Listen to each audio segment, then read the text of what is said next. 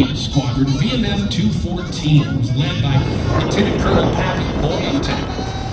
In the 1970s, there was a TV show that shared the exploits of the Black Sheep Squadron. And of course, that squadron, they were known as misfits, but they were in fact exceptionally skilled pilots. At this time, we're going to see if we can go up and say hello to Stan Music live at the Corsair. Stan, how do you copy? That's about clear. We got to lift in and away this wind sometimes. We may be able to actually get us to 2 or even 3 limits today. Absolutely. Well, I'll tell you, Stan, the Corsair's looking fantastic. You've got a lot of time flying a variety of warbirds. I know the Corsair's pretty high on the list. Yeah, don't ever ask your guy to declare which ones are clear. Electronics are clear like a redhead on fly feather. Well, I tell you, my favorite airplane, Stan, is the one that I'm flying. Out of this thing today.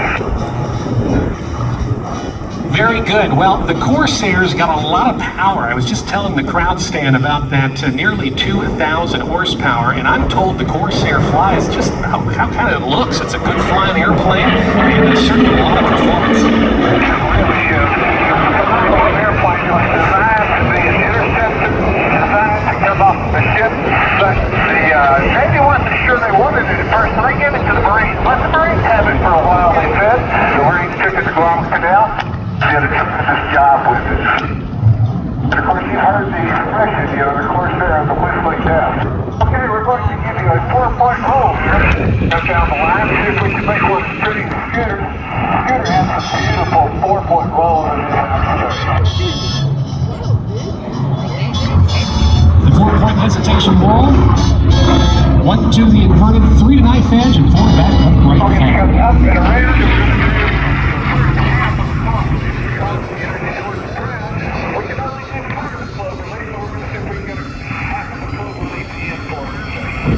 Copy that. We'll be looking for you. You're going to be approaching in at airspeeds, I guess, close to what, about 280, 300 miles an hour?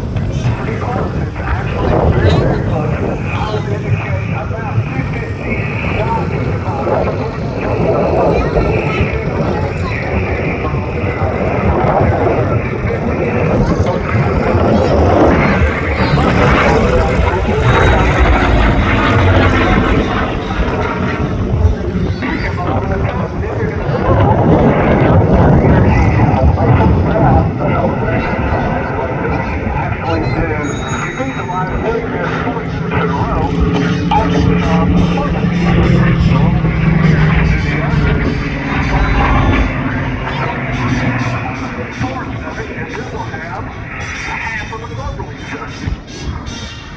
Absolutely, and a very graceful maneuver indeed. Well, the airplane looks great. They say the job of one of the airplanes, like so the other guys fly, like the pilot look good.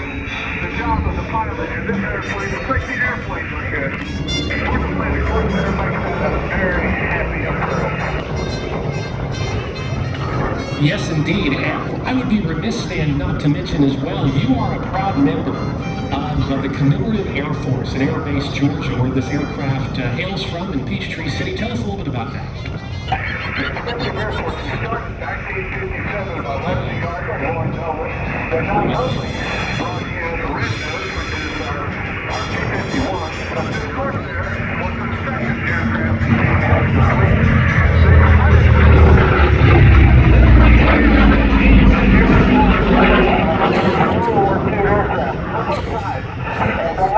Over the years, several of them have been destroyed. Now there you saw a revert.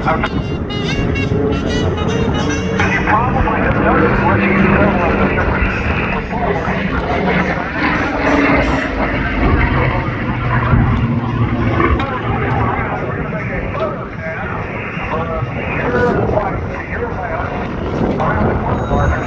They've done a lovely job for setting up the course. Is being able to see everything the way we need to see it. But the 5-year Airshow folks, especially from the tremendous way, because it's absolutely beautiful.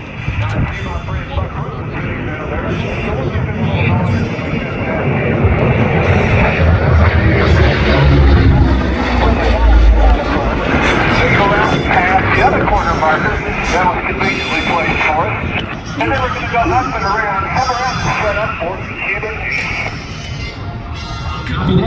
looking for it. The Cuban 8, of course, a maneuver that was invented much by accident back during the late 1930s. And it was a maneuver that was being performed by an American pilot named Len Povey. He was performing an aerobatic demonstration at the Miami Air Races, and he pulled up into a loop and realized on top that he was too low to pull out of it. So instead of making an unpleasant handshake with the ground, he decided to form a 5/8 slope, roll upright, and do so twice. It created this giant, big figure 8 line on its side. At the time, Len Povey was working with the Cuban Airforce to train their pilots. They were amazed. They had never seen anything before. And they asked him, "What was that?" And he replied, "If we quit Ocho Cubano, Cuban 8, and the name has stuck ever since that time." Absolutely correct. And it is absolutely a graceful maneuver. And you have to absolutely get the downline working on it. That time you probably saw the wind was very hard. And of course, we always have to maintain at least 500 feet from the spectators. And we've got our show lines out there. That's for safety. But I know you're working hard up there, particularly at the slow speeds, too, with that wind. And of course, Corsair, just like the Mustang, is fast enough that it ends up having to be at the 1,000-foot line. We have a 1,000-foot marker out here. Again, beautifully done by the Vidalia Airshow folks. I'm going to give you a half of those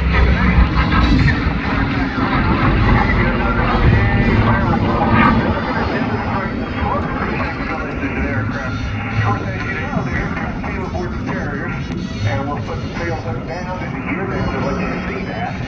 But as well, it's one of those things that the weight detector, we come down after our show, we're going to give you a demonstration of the following weight.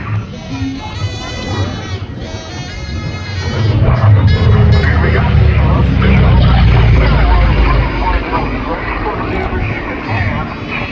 Absolutely gorgeous to watch it come around.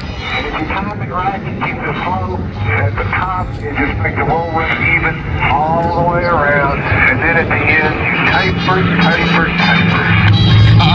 Yes, indeed, and magnificently performed, Stan. Ladies and gentlemen, I've got it open so we can hear you in the cockpit. Let's make some noise for Stan Music and the FG-1D Corsair. Hear that, Stan? Hey, I appreciate it very much. The Corsair and the CAF are very, very delighted to be a part of this air show. All right, well, here comes the gear. Here comes the flaps. As soon as the gear and the flaps are down, we're going to give you the tail hook. We're going to make a slow pass with the tail hook down.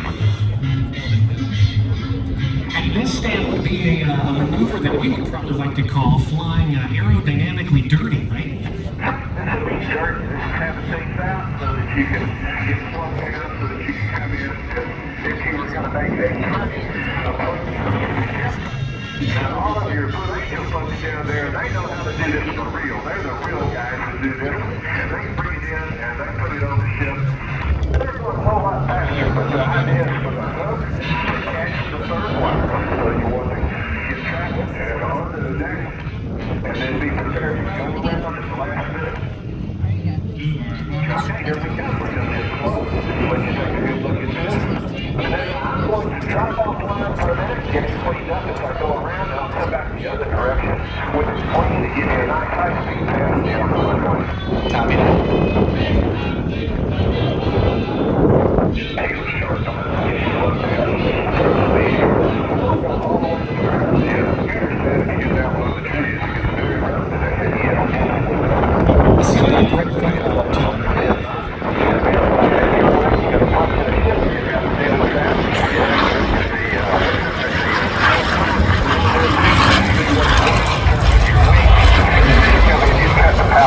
But on the other hand, we're going around.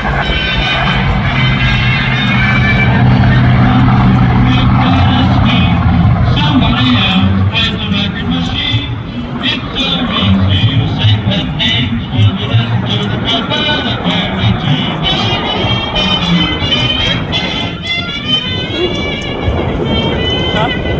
Well, Stan, that looked really marvelous, even with the gusty conditions today, and I did see the tail hook extended.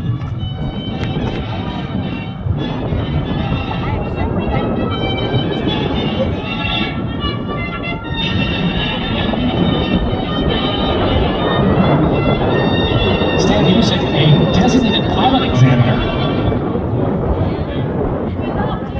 flies a variety of World War II aircraft, including that of the P-51 Mustang, the P-47 Thunderbolt, the Corsair as well, and he's a proud member of the Commemorative Airforce and the Air Base George, based in Peachtree City, an organization that keeps these airplanes flying in the air where they belong. We firmly believe it's certainly one thing to see one of these vintage warbirds in a museum in a dusty corner somewhere, but certainly a visceral experience to feature it and see it in flight.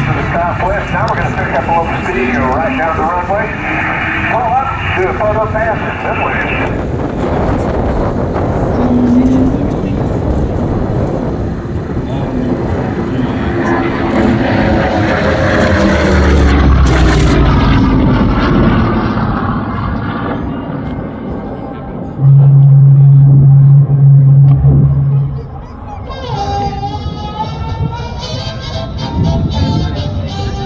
Well, Stan, it was a great opportunity to speak with you live from the cockpit today. Thanks for doing that marvelous display. Ladies and gentlemen, how about one final round of applause for Stan Music, the FG-1D Corsair.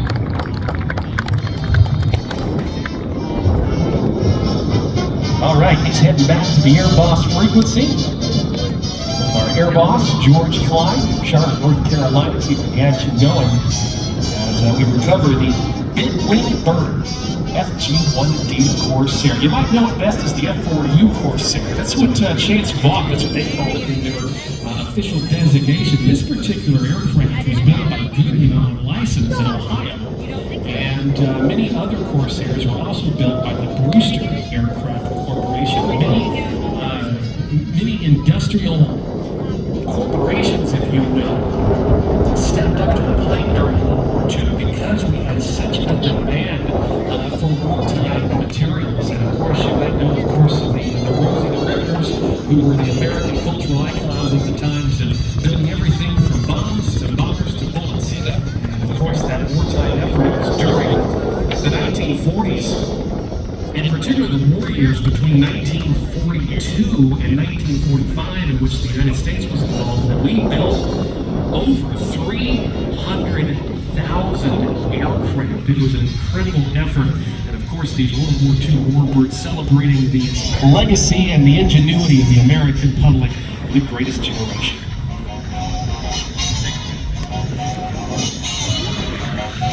Stan is going to bring the Corsair down our taxiway in front of us, get another great photo opportunity of this iconic warbird. And he's also going to showcase to us the ability of the Corsair to, in fact, fold its wings. And it was on the aircraft carriers, and even today that you see with the F-18 Super Hornet, that we have the capability to fold the wings up, and that allows for more space on the aircraft carrier decks. We'll get a chance to check it out, but I want you to take a look to the